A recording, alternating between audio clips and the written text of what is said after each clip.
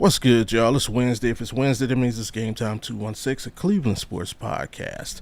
I am your host, Bobby G, and joining me once again to gloat and celebrate and laugh in my face because his disgusting Dallas Cowboys came into Cleveland, and there's no other words for it. They kicked our ass. Let's just be real. They beat us down in the newly named Huntington Bank Field. We need to change. That needs to go right now. That needs to go right now. We'll just say it like that. Mr. Allen Peralez, how you doing, bro? This would feel a little better if I had more energy. Doing good, man. Doing good. Thank you for having me, as always. No doubt. And anybody who knows me, I talk a big game. More often than not, I am correct. But when I am incorrect, I don't run from the smoke, man. I don't run from the smoke. I embrace it, and I take it full on. Pause. Had you on last week, preview the Cowboys-Browns game. Basically, you're one of the few Cowboys, so you actually picked the Browns to win. And,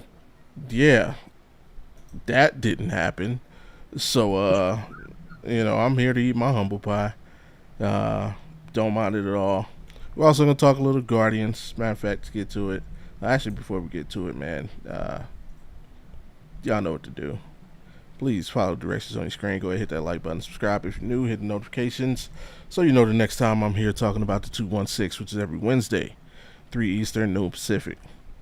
Man. We get the Guardians. The Guardians looking a little bit better. They were slumping. They actually are below 500 since the All-Star break, or just below the All-Star break. But over the last couple of weeks, they've actually been kind of looking like the team that we saw at the beginning of the season. Some guys are getting hot. We'll talk about that. Obviously, we're going to review the Browns-Cowboys game, see what went wrong for us and what went right for the Cowboys. Can the Cowboys maintain that, or is it just the same old Cowboys? We're going to preview our upcoming matchup with the Jacksonville Jaguars. Going on the road, going down south. Can we get back on the winning track? And review the newly minted weekly Game Time 216 Top 10 list. Remember, it's a top 10. It's not a power ranking yet. It's a top 10 list that morphs into a power ranking as the season goes on. But with all that out the way, talk a little baseball first. Like I said, the Guardians struggling since right before the All-Star break. Everybody knows it. Playing sub 500 ball after taking a commanding lead in the division. Probably a surprise to a lot of people. But since hasn't been so good. But over the last couple of weeks, they've been looking much better. Stole a game from the Dodgers. I say stole because I don't think a lot of people expect them to get one in that series. The Dodgers are playing really good baseball. The best team in baseball. They're the best team money can buy. We did, however, take a few series before that, and currently have taken 2 of the 3 over the White Sox. I think they're going right now, if I'm not mistaken. Check in and give you that live score. Yep, it's 5-0 Guardians right now. Yep, bottom of the third. Chicago, hey, they're going for records. They're historically bad. They need 8 wins to not be the worst team in the history of Major League Baseball. Can they do it? I don't know.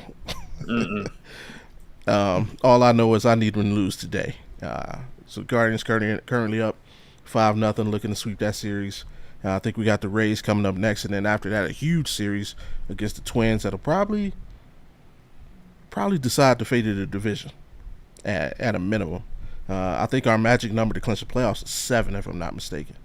So There's that. It's about not counting today, 16 games left in the season, and we are still in contention for the number one overall seed going into the playoffs. Uh, Entering today, a dead tie with the Yankees and the Orioles. So, lot riding on these last 16 games for the Guardians. Um, Kyle Manzardo struggled when we called him up the first time. Got sent back down to AAA ball.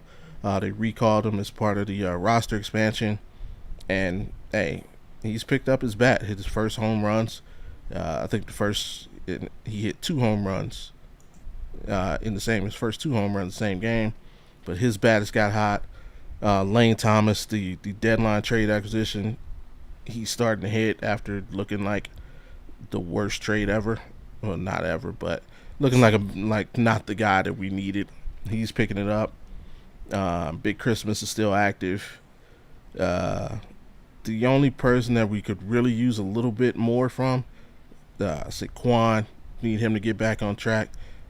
Jimenez has looked really good in the two spot.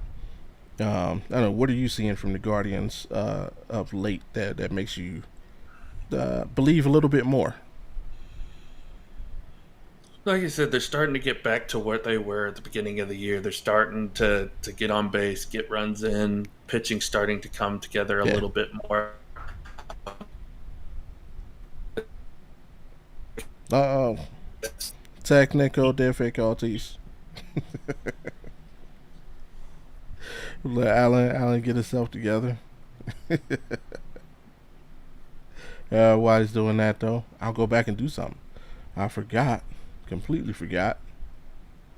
Oh, wrong button. There we go. Completely forgot to give my shout outs. So my shout outs at the beginning. Where's his button? Where's his button? There we go. Yeah, we'll bring Allen back when he wants to get straight. Just let me know. Shout outs. Some people we want to recognize. And actually, I mean, for the most part, it's Guardians. Joey Cantello the other night took a perfect game into the seventh inning. Ended up with 10 strikeouts. Allowed one earned run, two hits, and got his first major league victory. Would have, I think we're the second, or we have the longest streak of not having a no hitter. So it would have been great to see that streak end. But shout out to Joey Cantillo, pitched a hell of a game. Uh, the aforementioned two guys I just mentioned, actually Lane Thomas and Carl Manzardo, shot those guys up. They've been heating up and are a huge reason for this run as of late. And shout out to Ben Lively, man. Ben Lively last night was the starter. Left the game early because he took a shot in the thigh. Oh my God! Like, this is one of the reasons why I never wanted to be a major league pitcher. Um, I don't know if the exit velocity of that hit was announced, but I'm willing to say it was well over 105 miles an hour. He took it straight to the thigh, had to leave the game. So shout out to Ben Lively. He's a trooper. I hope he gets a recovery from that grapefruit that's probably on his thigh right now. I'm just better you than me, dude. Because, yeah, I'm not doing it, not doing it, not doing it. But with that said, yeah, these guys have really picked it up. A couple tweaks to the lineup, I think, and it's like on an earlier episode, you guys heard me say, watching the Guardians, I never saw them use a consistent lineup. Never would see them use a consistent lineup, and lately it seems like that's not the case. They have been using a consistent lineup, and I think that's helped in them getting back on track. And we Okay, am got I Allen good? back. Technical difficulties, the worst part of the pod game, but it is what it is. Yeah. Uh, and you go ahead and finish what you're talking about now. I think you were talking about the recent resurgence.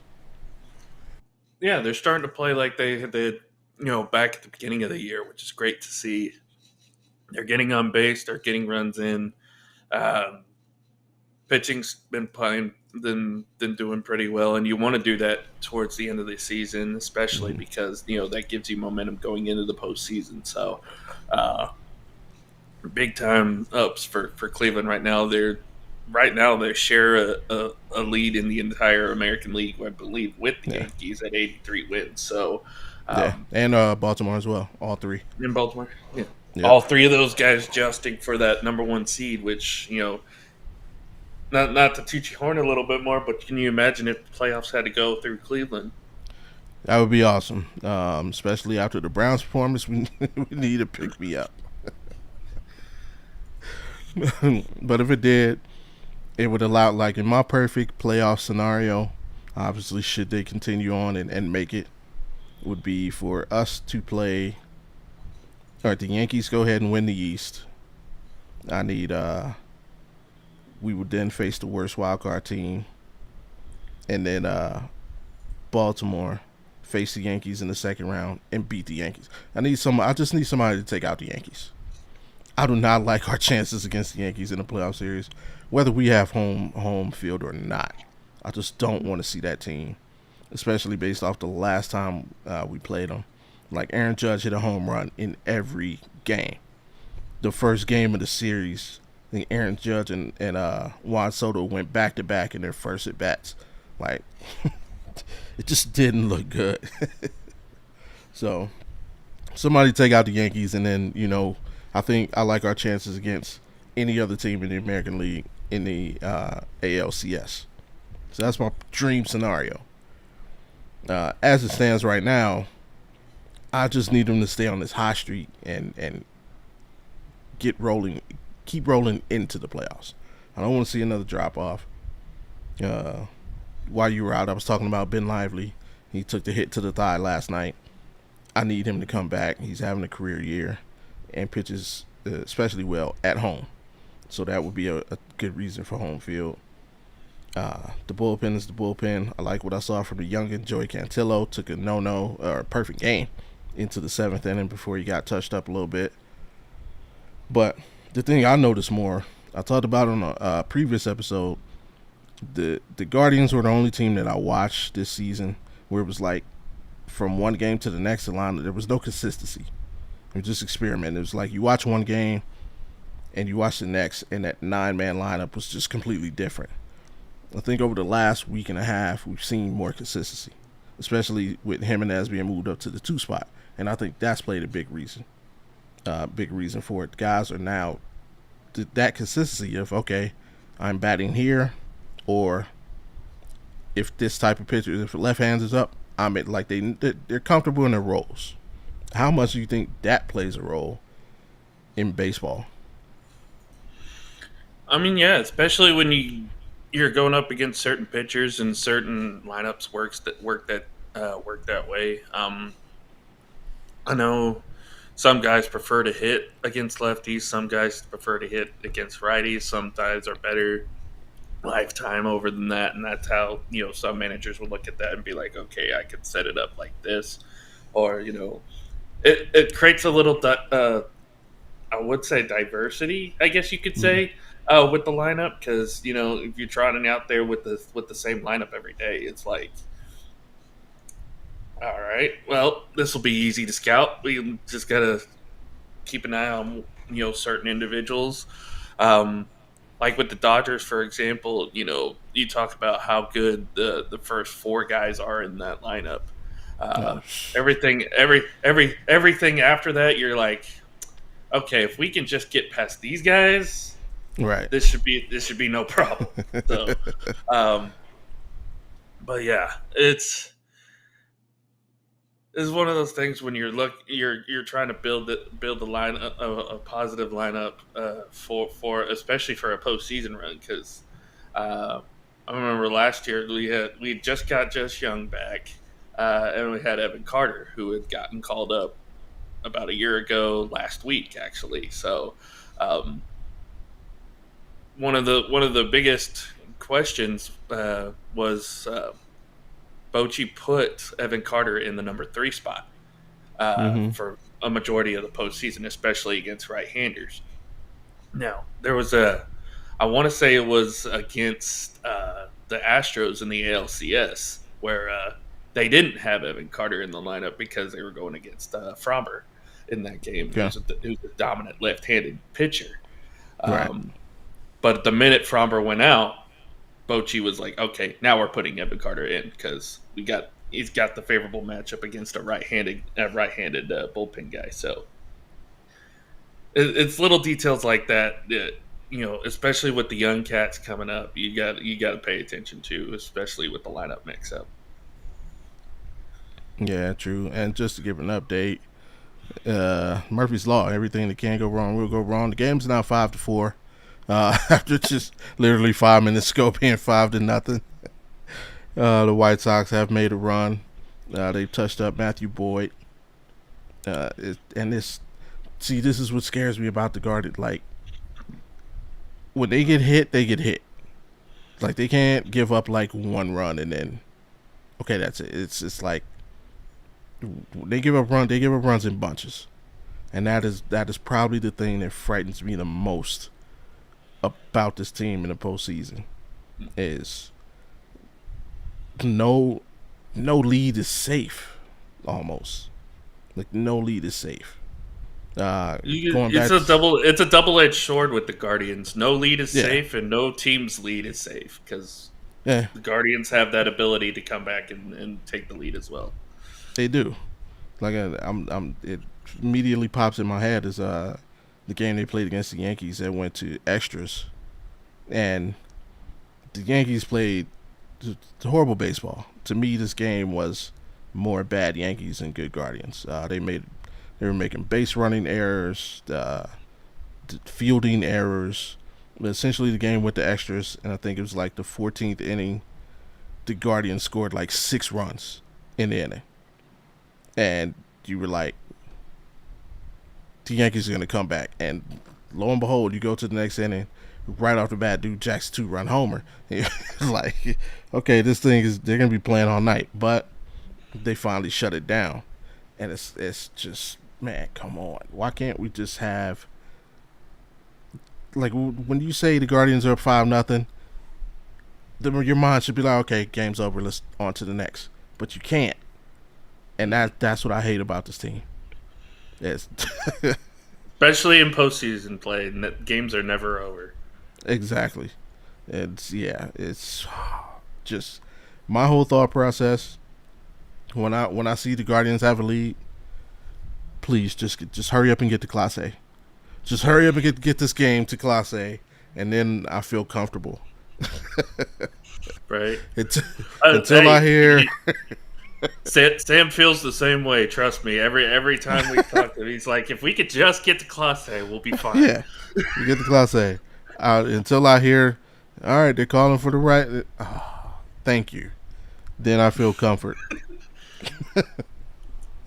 He's like, man, he's the man in Cleveland right now, and deservedly so. Actually, I know it's gonna be difficult for him to win it. I don't know how many relievers have actually won it or closers. I hope he just at least gets some recognition in the Cy Young race. Mm-hmm.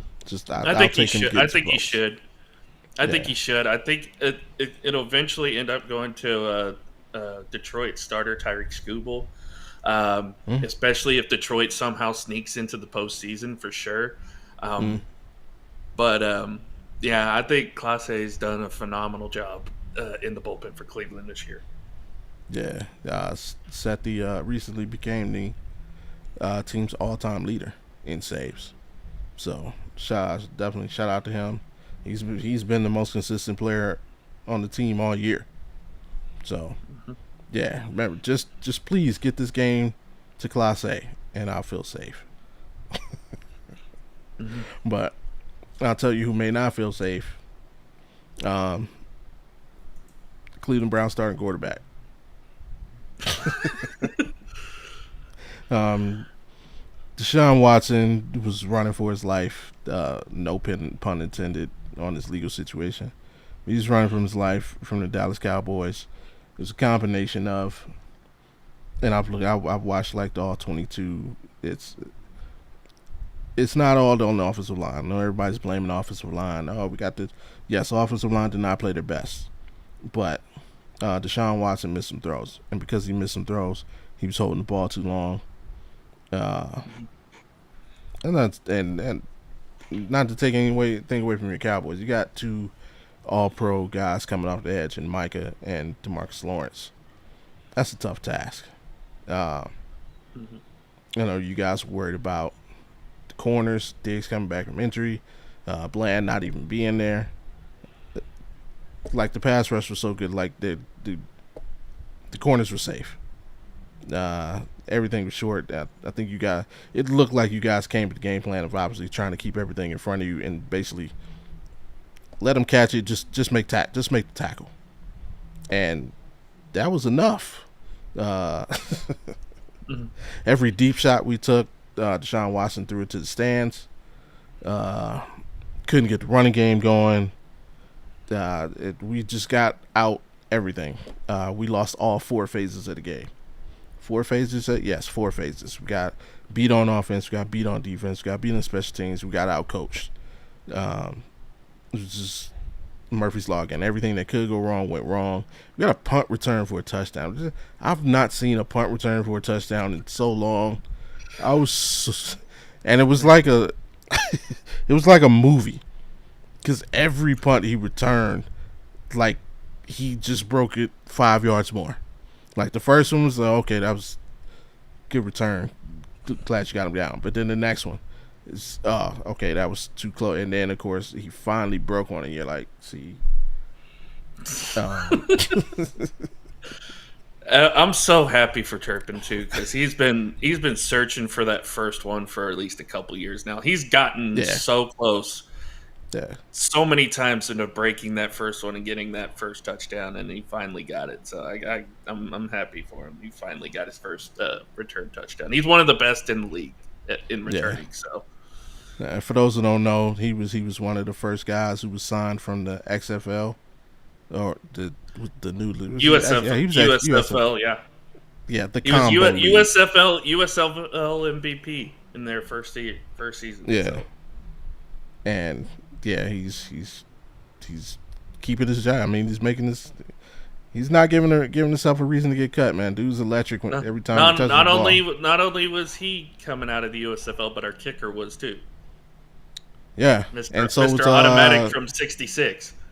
Yeah, I know. Oh my God, that might have been. I think I'm a Kevin Stefanski fan. That might have been the first time I got outwardly pissed at Kevin Stefanski when he called timeout and you guys were about to attempt a 71-yard field goal.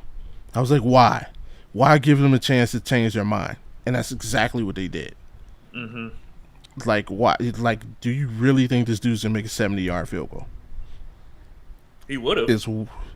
I don't know. I mean, see, there's one thing in warm-ups, but when you get that game pressure, and you know Myles Garrett can jump over whole human beings, because the trajectory he's got to kick that thing it's got to be low.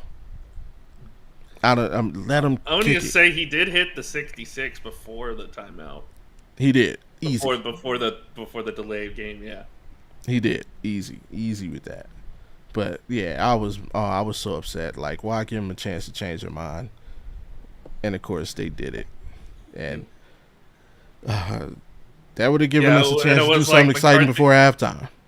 McCarthy said as well as, like, you know what, I would have given him the chance, but after that timeout, I was like, you know what, I don't want to give the ball back to Cleveland in a momentum shift. So we're gonna exactly go. And so I mean. That again, that's part of the ways that we got out coached. A good decision versus a bad decision in the moment. And the sad thing is like, I know in the second half, like the Cowboys kind of slightly took their foot off the gas, but you guys didn't even really play your best football. Like, had we showed up a little bit. Like, didn't even show their entire hand at all. Like, didn't even get the ball to Lamb in the second half. I don't think. I think he had all his catches in the first half.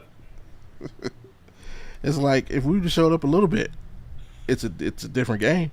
Not to say that we would have won, but it definitely would have been more competitive. I was gonna say that just shows you how confident McCarthy was in the defense and how well they were playing in that game. Yeah. And I mean, what did you see from your Cowboys that would either excite you going forward, or I mean, obviously we didn't even put up much resistance to make you worry about anything going forward. But did you see any potential concerns? Not really. Like you said, it was a team effort. All four phases were really, really good. Um, Mike McCarthy called a really good game, especially late into that first quarter, early into that second quarter.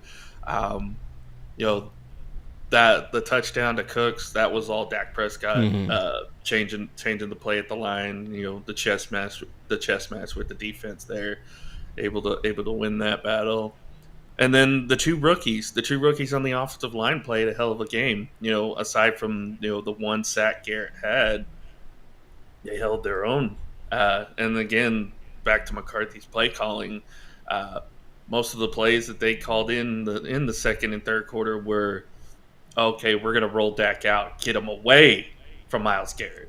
We're gonna keep Right. him out of arm's length of Miles Garrett and let him cook from the outside the pocket, which is something we've been screaming for as Cowboy fans is get Dak out of the pocket because he can do most of his damage outside of the pocket. So, and I think you're starting to see that. And then I like them rotating running backs. I know people are like, well, you didn't get neither guy got 50 yards, but there's a reason why Zeke was brought back. Zeke was brought back for short yardage situations like Yeah. what we saw, and then also to block. Yeah. He's the Cowboy version of what what Kareem Hunt did for us as he started I to mean, I lose mean, you saw a that step. play. You got a free rusher coming in. I think it was the safety that came in free. It looked like he had a clean Yeah. shot at Dak, and Zeke just kind of stepped in front of him and was like Mm-hmm. stonewalled him the stonewalled him the Yeah. whole time. So Yeah. That was one that's of his why strengths Zeke. coming into the That's league. for anybody wondering why we brought Zeke back. That's why. It's because I loved having Tony Pollard. Don't get me wrong, but Duke cannot block. Tony Pollard cannot block. I'm sorry. Uh, Zeke was brought back to block. Zeke was brought back to short yard, third and one, fourth and one, stuff like that. And now with them, splitting time, him and Dowdle splitting time, maybe they work Deuce Vaughn in a little bit. It'd be fun to see that in the running game. But um, I liked a lot of what I saw on Sunday. It surprised me a lot because again, I thought they were only going to score like 20. I thought so. Yeah. 33 was great. Yeah. And like I said, I mean, here's the thing. Like, if there's anything as a Browns fan to take away is it looked like you guys had like 400 yards offense because we simply could not get you guys off the field. But all the numbers say everywhere otherwise. Like, if you'd have told me last week, hey, Cowboys are only going to get 265 total yards. Dak Prescott's only going to throw for 180 yards, one touchdown. The Cowboys are going to go 4 for 14 on third downs, have 11 penalties for 85 yards. I'm like, oh, we won by 20. But no, that was not the case because we were even worse. We only had 230 yards. We were only 2 of 15 on third down. We had the same 11 penalties. But the bonus is we gave up the points on special teams and we had 2 turnovers. And that was a huge thing for us last year. We went 11-5. We led the league in turnovers. Like, we can't continue to do this for the rest of the season, or this ain't gonna be last year. I'll just leave it at that. This is not gonna be last year. Don't expect the same fortunes to fall our way. Um, And the with other big news, so many on defense for us now, there's so much veteran presence on that yeah, defense now because beforehand it was just you had Gilmore who'd been there, done that, and yep, Diggs of course, but now you've got guys on the defensive line, guys like Linval Joseph and Jordan Phillips who are rotational guys who've been mm-hmm, there. You've got Eric Kendricks who's been there. And it's so great for some of these younger players on this Cowboy defense to gain knowledge from these guys. Micah especially. Micah's been like a wealth of knowledge Yeah. during the offseason, learning from these guys. I loved what I saw from DeMarvion Overshawn Hmm. Sunday. That closing speed, my God. Yeah. Poor Deshaun Yeah. Watson didn't have a chance. No. Uh, and No. I found out today they're using him as a spy for running quarterbacks. Because you look Hmm. at who we got coming up: Jalen Hurts twice, Jaden Daniels Yeah. twice, potentially Justin Fields if he's playing in Week 5. You know, Yeah.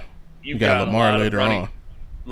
Lamar next week actually. So Uh, uh, you got Derek Carr ain't gonna do that to you this week, but next week when you got Lamar Jackson and Baltimore in town, yeah. yeah, you're gonna need that spy to Yeah. take out And they're gonna be pissed Lamar off. Jackson.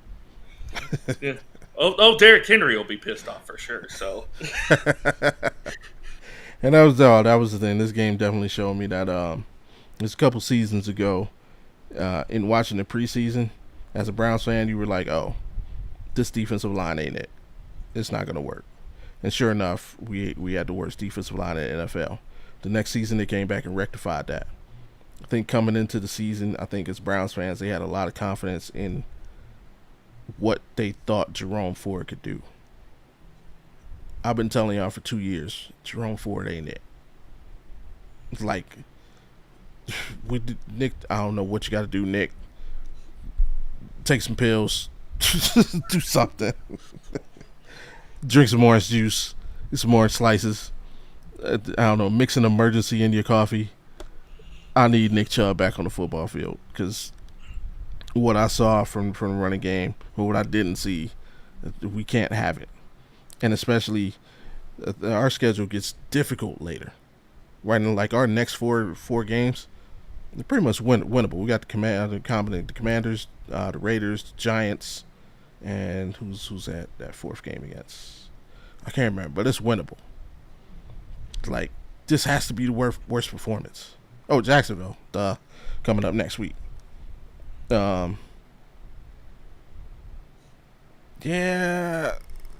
we need to borrow Zeke. That's what we need. They call Dallas. We need to borrow Zeke. Y'all can have him back in like 3 weeks. But the other big news coming out of Dallas actually, I'll give you Snoop Connor. probably better than Jerome. I hate Jerome Ford. I'm not gonna lie. I've not. I think his numbers are so over inflated. Like, he busted like 4 big plays last season that contributed to everybody's. Oh, he almost had 1,000 yards. No, he broke like 4 100-yard runs for 400. The other ones he had like 200 carries for 200 yards. That's not I good. would say the one touchdown he had Sunday was in garbage time anyway. So Yeah, like, he's just not it. But the other big news coming out of Dallas was a couple hours before the game. Dak Prescott signs his extension. The 231 guaranteed dollars intentional. He wanted to be 1 million more than Deshaun Watson for the highest guarantee ever. Thank you, Dak, for being so petty, because now people can stop talking about the stupid Deshaun Watson contract. Oh, it's just the high. No, it's not the highest anymore. But there was questions about the only other difference is that it's worth it. Is Or at it least though? through 1 week it's been through 1 week it's been worth it. And like I If you said, don't win the Super Bowl, we're in the same boat. So is it that is though? true. That is true. The playoffs thing, but the big reason why Dak got that is because of his ability on the field. Like we saw, going back to that touchdown to Cooks, that's part of the reason why he garnered that money, is because he is so good at changing the play at the line of scrimmage. He is so good at reading the defense. And I think even Tom Brady kind of pointed it out during the broadcast, is he sees similarities a lot between, I know people are going to be mad at this statement, but he paired him to Peyton Manning a little bit. As far as he doesn't have the playoff success, but then again, Peyton didn't have the playoff success until what, 2006, when he won his first took him Super a while. Bowl. Yeah, so it took him a while. So Oh no, he didn't have the Super Bowls. He would get more than one win. Like, he made a couple yeah, championship games and long, but yeah, Dak just You can't even get a dub. I mean, you got two. You got two playoff wins, but I think with what they're building now, I think they're building to better rectify that once postseason comes around.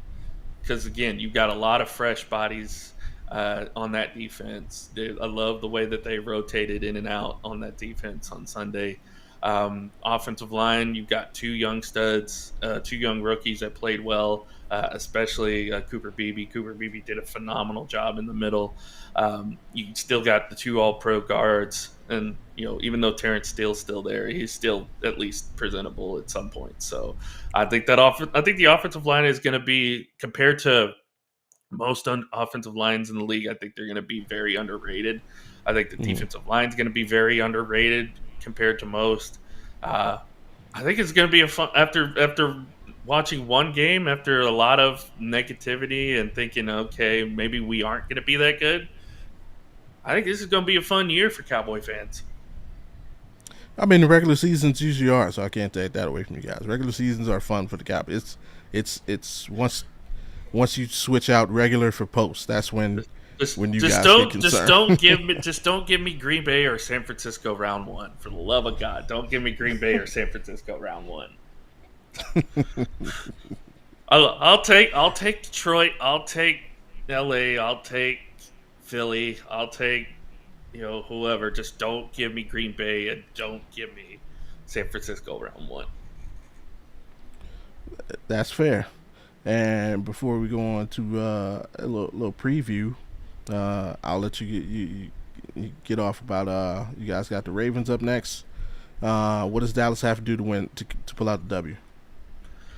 Actually, I think it's the Saints coming up next. Saints next? It's the first home. Yeah, it's New Orleans who got a big win themselves. Although the difference is we beat an actual defense, they beat a cupcake defense in Carolina. So yeah.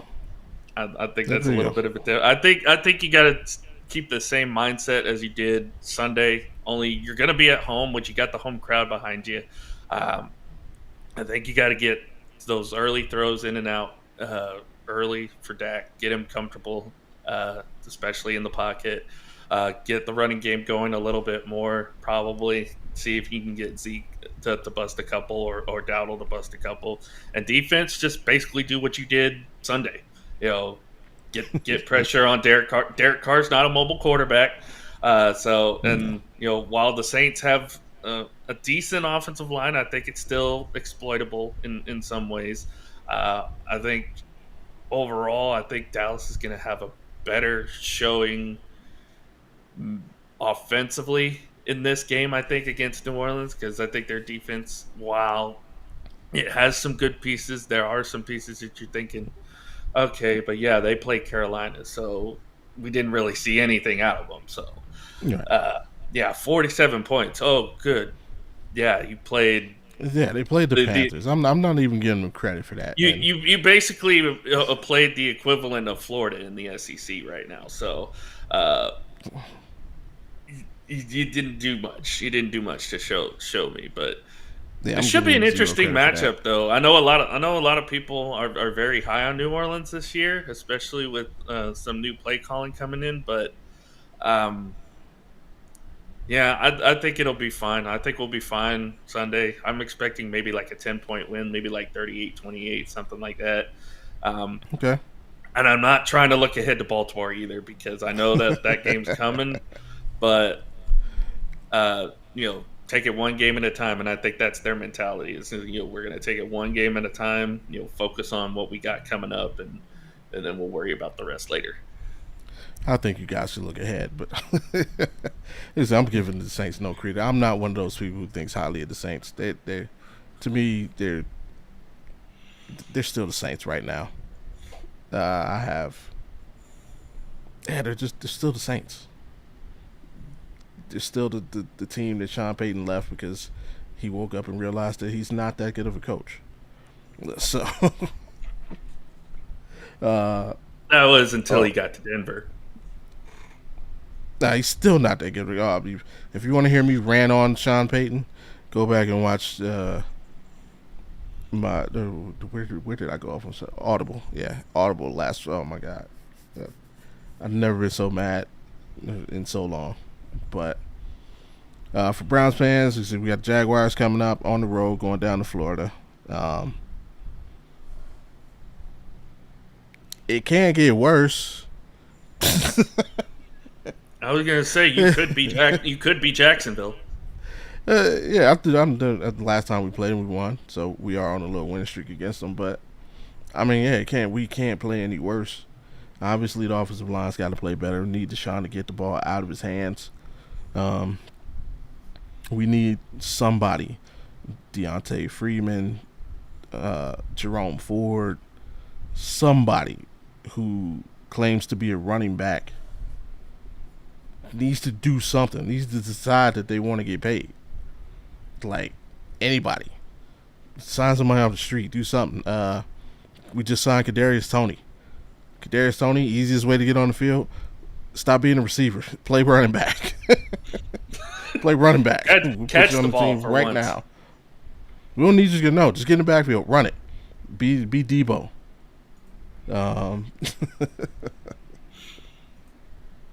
Oh man. We got big Ron in there. And so it's not to do this 1 week. I'm not gonna go to the extreme. Yeah, we lost, but it's week 1. And you're gonna go to the extreme. Just like I'm not gonna go to the extreme on your Falcons. Expect to go try out for the Rams. I was gonna say, I'm actually going for the Falcons this week because they play Philly on Monday night. So, oh, that ain't looking good. That ain't looking good. Philly, and I'll talk about this in a minute in my top 10. But yeah, as far as us, man, we definitely, the offensive line needs to show up. Somebody needs to show up in the backfield. I need Deshaun to get the ball out of his hands. The defense looked worse than they played. Again, if you tell me we hold Trevor Lawrence under 200 yards, their leading back gets 45 yards, and their leading receiver gets 60 yards, I'll take that every time. But I just need them to look like that's the performance. Like it looked like Dak had about 270, 280 yards. Like it didn't look like he was under 200. So, Miles, engage yourself, please. JOK, show up, man. You just got a bag. Please show up. Greg Newsome, stop celebrating when you're down 20. I need that from you. Stop air guitaring. Don't do a Lambo leap when you score down 20 either. I'll accept that. I will accept that because he's new.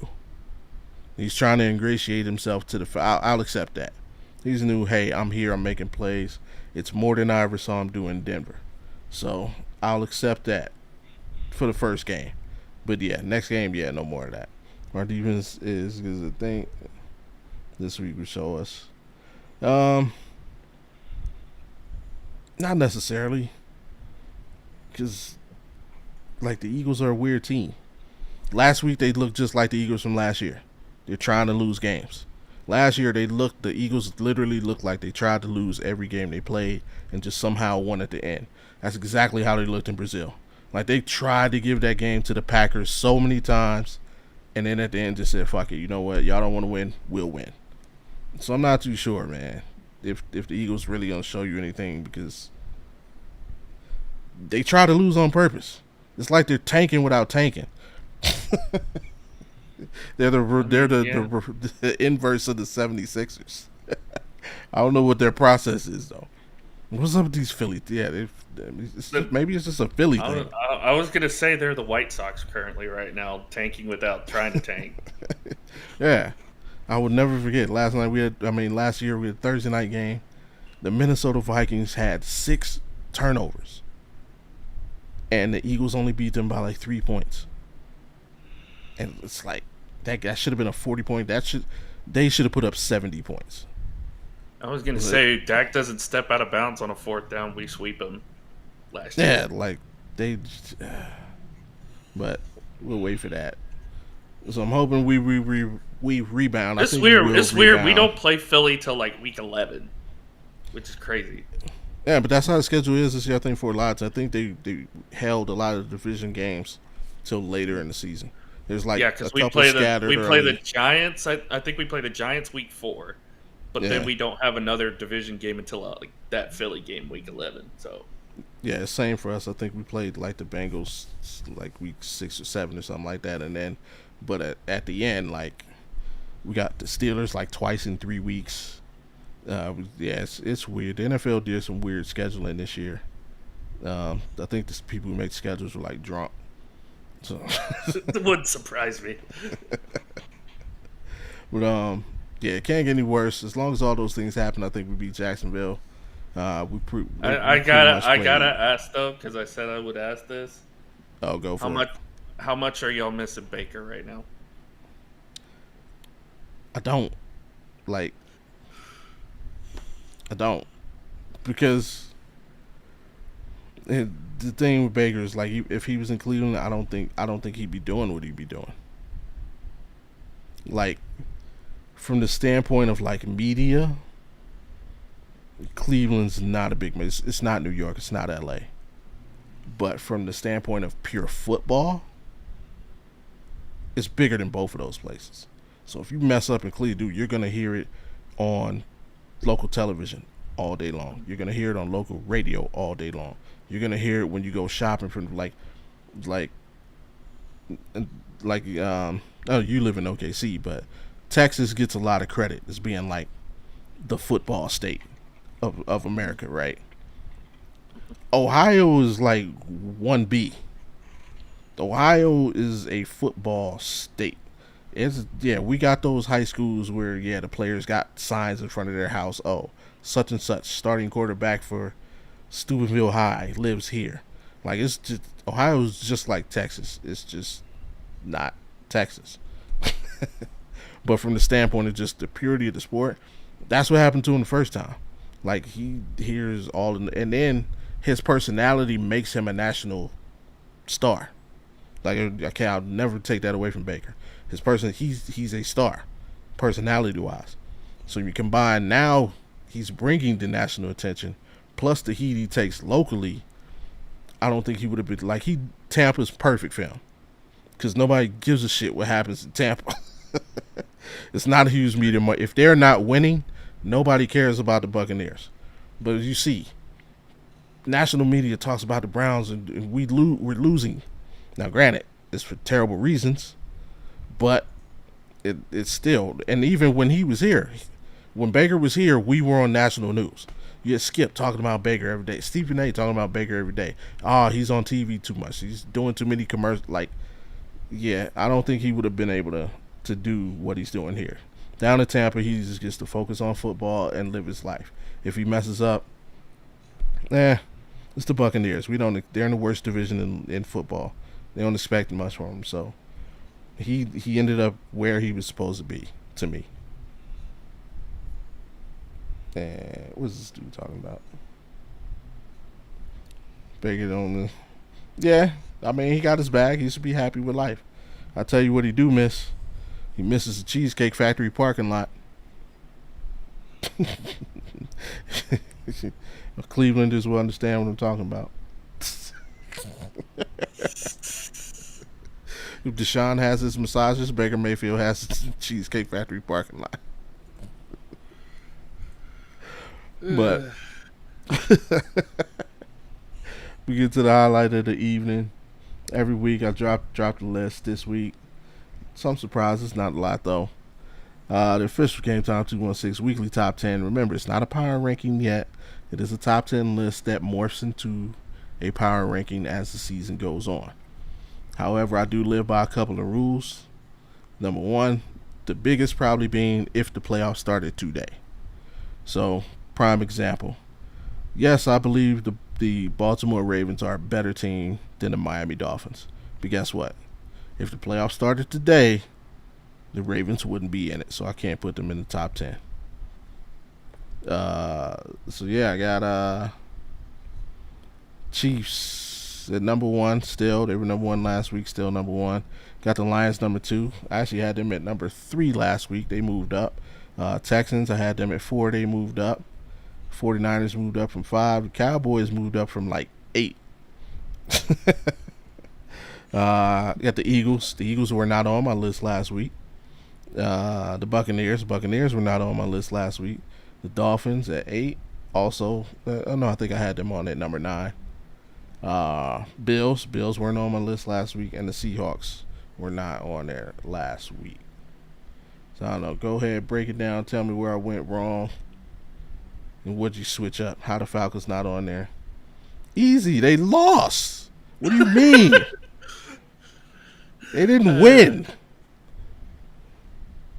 You literally just heard me say one of the criteria is if the playoffs started today, the Falcons wouldn't be in it. That's how they're not in the top 10. I would actually have the 49ers too right now. After what I saw Monday night, Okay. them not having CMC and then still having the success that they did on the ground, that scares me. That scares me as a Cowboys fan. That scares me as anybody rooting in the NFC. You still got to go through San Francisco. That's still the team to beat in the NFC right now. Although I was impressed with Detroit, I think the play calling in the fourth quarter, especially from Dan Campbell, kind of got away from him a little bit. It's like you're up. You don't know about the criteria that you have to win games to be in the top 10? It's like, you're up 17 on a Rams team that you're easily taking care of, but then you stop running the football. There's a reason why David Montgomery is highly touted, not just in fantasy lineups, but in real life as well, because he's such a game changer for them as a running back. I know you have Jahmyr Gibbs. I know you want to use your shiny new toy, but there's a reason why David Montgomery's there. Let him run the ball. And they finally listened to me in overtime. They're like, yeah, we're just going to give it to Montgomery and get the hell out of here. So Texans I like. That was impressive, too. That was an impressive drive. And that to me, that lets me know that the Rams are in for a long season. And what a huge gap is left by Aaron Donald. If Aaron Donald is there, that does not happen. Mm-hmm. Yeah. Yeah, Nakua being out too just kind of sucks for them as well. So, Texans, I think I would put the Texans probably at 4 and put the Lions at 3. Cowboys, I don't know. It's tough to put them ahead of Philly right now, but I think I liked more what I saw from Dallas than I did Philadelphia. Philadelphia still had some issues. That concerned me a little bit, especially going up against a team that has a new defensive coordinator, and you still have the youngest receiver group in the league in Green Bay. So I did not like their secondary at all. The Eagles secondary is trash. Sorry, Eagles fan. So yeah, I would have Cowboys slightly. I would actually have Tampa Bay over Philly right now, because I was more impressed with what Tampa did in their matchup than I was with Philly. So that's fair. And then Miami, comeback win. I can see that. Buffalo comeback win. Although I liked a little bit of what I saw from Arizona in that game. Seattle, great game too. If there was an honorable mention I would probably throw in there, I would actually say Pittsburgh, because that defense is legit. And every year. And I think, given more reps, I think Justin Fields could actually be the guy in Pittsburgh. No, from what I saw. Stop it. From what I saw out of him. Stop it. You take the two deep passes that were called back from penalties. You take those away. It's basically what we got. Wait till Russ plays. That's all. So wait till Russ plays and just watch the flow of the offense. Like it'll. Nah, Justin ain't it, man. I like Justin Fields. I wish he would have never been in Chicago. I think being in Chicago ruined his career. And if I'm not mistaken, I think he's actually playing this week. Yeah, I don't know what's going on with Russ, but yeah. I mean, Russ got bags coming in from everywhere, so I don't know if I want to play football either. But yeah, all good. I will say though, the Lions they got the old strength of schedule. Yeah, I'm not big on the Jets, and especially You had Aaron Rodgers, coming back from the ACL and really know what to expect from their offense. Mhm. Um, Same thing with the Cowboys and Eagles. I think Cowboys coming into Cleveland and getting that W was more impressive to me than a neutral field win for the Eagles. Had it Terrible been like, neutral field. Terrible yeah, neutral field, by the way. yeah, had it been like and the fact that I think the Packers really gave the Packers gave the game away to me. Um, I thought about putting the Buccaneers above the Eagles, but again, opponent. The Eagles played a better opponent. The Seahawks. I two teams that are just kind of I'm high on this year are the Packers, regardless of what they showed last week, and the Seahawks. I think the Seahawks are going to surprise and irritate a lot of people this season, and they irritate the hell out of Bo Nix. Thank you, because I'm not a Bo Nix fan. But yep, get this out in the universe for everybody to see. I was gonna do picks, but I'll save that for the post game show tomorrow. Me and Wildcard Mar. But that's about our time, man. Before we get out of here, what do you got for the people? So later tonight, 7 Central, 8 p.m. Eastern, let's talk Major League Baseball, our baseball show.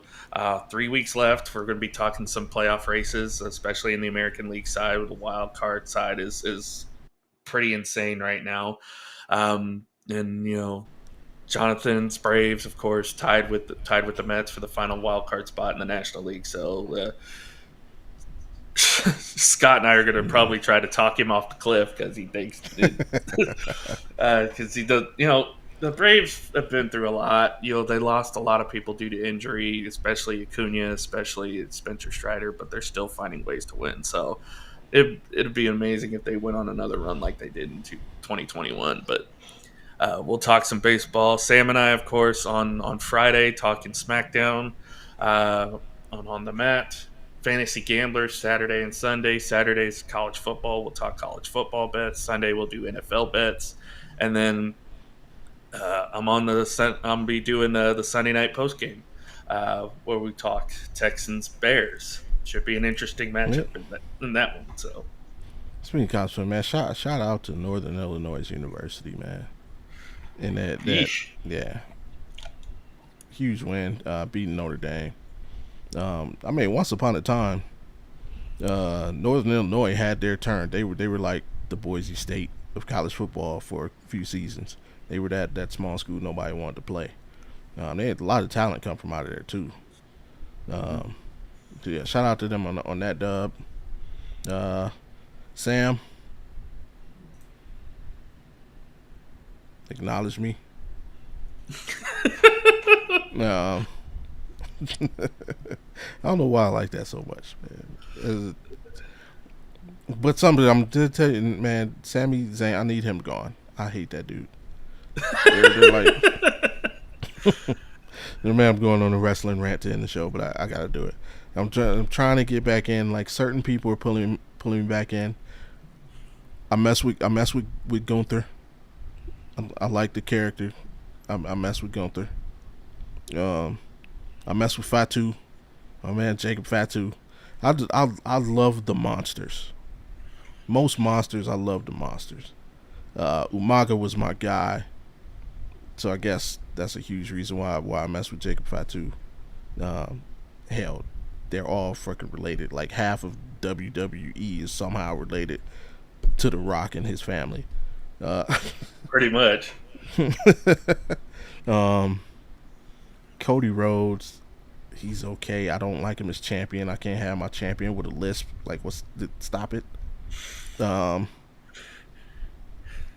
uh, but Sami Zayn, I don't like him. Let's get him out of there. How is he in the running for? How is he on the championship run? Get him out of here. Who else don't I mess with? Uh, the Judgment Day dudes. They all look like the lollipop kids standing next to Damian Priest. Like, how is this even a rivalry? Like, I thought I was thinking one thing, and then I actually saw him like standing next to each other. I'm like, how is this a faction? Like, he's like 8 feet tall, and they're all like 3 feet 5. Um, so yeah, let's get those guys out. Except Carlito. Carlito's my guy from way back. I mess with him. I mess with Rhea Ripley. She's probably my favorite female diva. They still say divas. Whatever. She's my Not favorite anymore. female wrestler.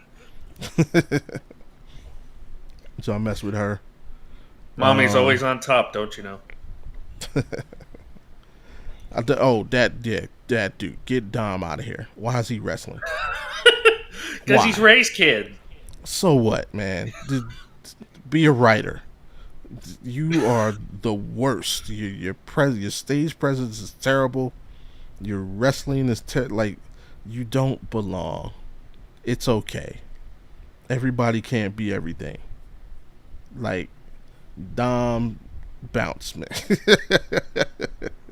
Bounce, man. Like, leave it to the other Mysterio kid. He's nice. You just, why? Like, you got the dirty porn stash. Bro, stop it. Stop it, please. Going for the classic Eddie Guerrero look. Like, but he's bad at it. Stop it. And please, I mean, get my, like Pac said, man, some of these guys walk around like Larry Holmes, flabby and sick. Randy Orton, you're my dude. Either take off like 30 pounds or retire. I don't like bloated looking Randy Orton. Like, dude looks like, you ever seen the movie Big Trouble in Little China where the dude got so big he exploded? That's what Randy Orton looks like. He's about to do that. I don't like bloated Randy. Yeah, take off like 35 pounds or just retire. Stop it. Go. Yeah, that's my rant for that, man. What's the deal with Roman Reigns? Is he hurt or something? Or is he doing a movie? I don't know. Or is he trying to transition? Or is it his time to transition out of wrestling? They're playing the story of him getting taken out by the Bloodline. Looks like, and there's rumors that he's going to be back Friday. But I mean, like, overall, like, is he trying to make that transition like out of wrestling, or is he? I think so. I think he's getting into the acting part of it. Yeah. I know his deal. He's on a kind of a part-time basis. This started back when he first came back in 2020 during the COVID year. Which is why a lot of people were upset when he held the title for so long because he was hardly ever there. But I think that was part of what built that aura for him. Once he came back from COVID, it was like, the tribal chief only shows up when he wants to show up. Right. He's only going to defend the title when he wants to defend the title. Yeah. And it worked for a good 4 years. So, and now he's like the most over babyface in the company right now. I mean, so much so that even when he's not, here, you hear people chanting, "We want Roman." Yeah, and it's great. Like, I don't mind Solo, but so I think I'm gonna have to put him under the Randy Orton rule. Solo, take off like 15 to 20 pounds. Like, Sam and I both think that the Solo's gonna get turned on by the Bloodline. I could see how it's setting it. I mean, especially with the last episode, you had Cody challenge Jacob, kind of big him up, and I could see that happening. And you can see that without Solo, the Bloodline has such a much better aura around them without Solo. And it's I like the collective. Yeah. But we're gonna find out soon enough that The Rock is behind it all anyway. So. Solo just, man, he doesn't have, like, yeah, man, just, I don't know, he's got a weird shape. Like, for me, I'm all about, if he was a little bit my more champion on has the mic, to look like a champion.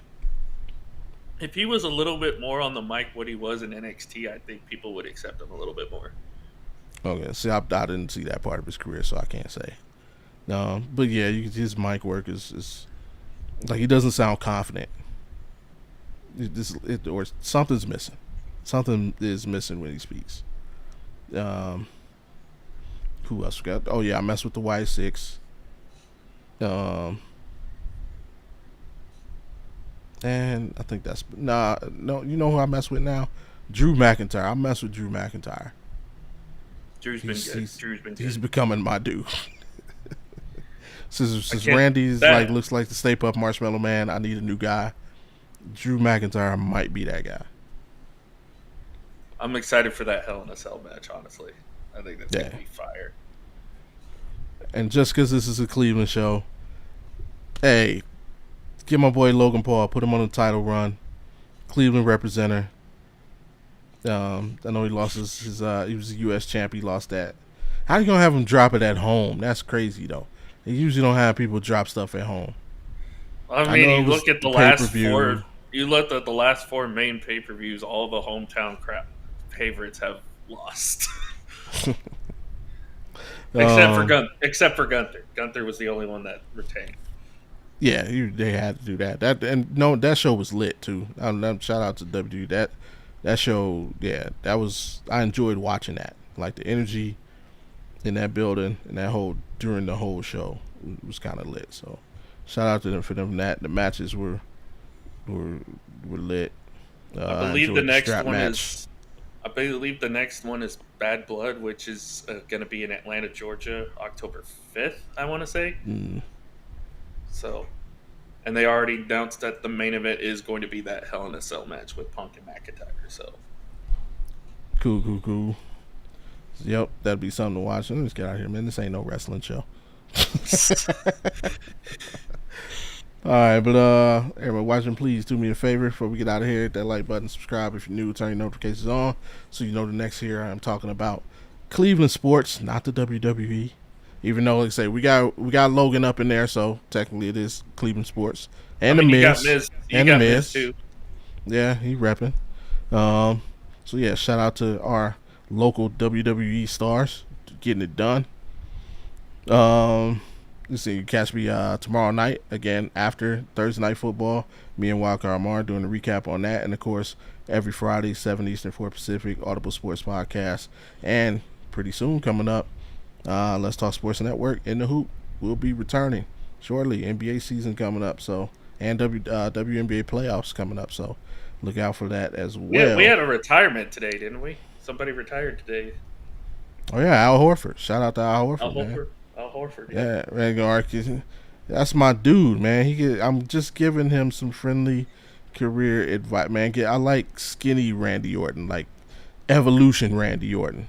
He's the dude. I'm the Falcon. I'm not even putting that comment up, man. You know that is a falsity. That is a falsity, and we do not spread fake news on Game Time 216. But shout out to Alan. Appreciate you for coming on back-to-back weeks. Even though you freaking Cowboys did, you know what? They won. We're gonna leave it at that. I hope they lose every game for the rest of the season. But aside from that, everybody be a critic. You're welcome anytime. And until next time, I'm Bobby G. With Alan Peralez. See, man, Cowboys got me all messed up with Alan Peralez. You're starting to say it like Witt does. Peralez. I was like, bro, you know, you kind of. That's the thing I had to ask you. I'm like, is it? But you know, Witt is Witt, man. I don't know. Maybe it's a Carolina thing, but I don't know. Jay says it just fine. Shout out to everybody. Shout out to Big Ron. Hey, get at me. Still, when we're supposed to be working on that show. Get at me. Shout out to Jabron. And hey, I'll catch y'all next week, man. Peace. Keep your feet pumping. You gotta run through it. Keep putting that down.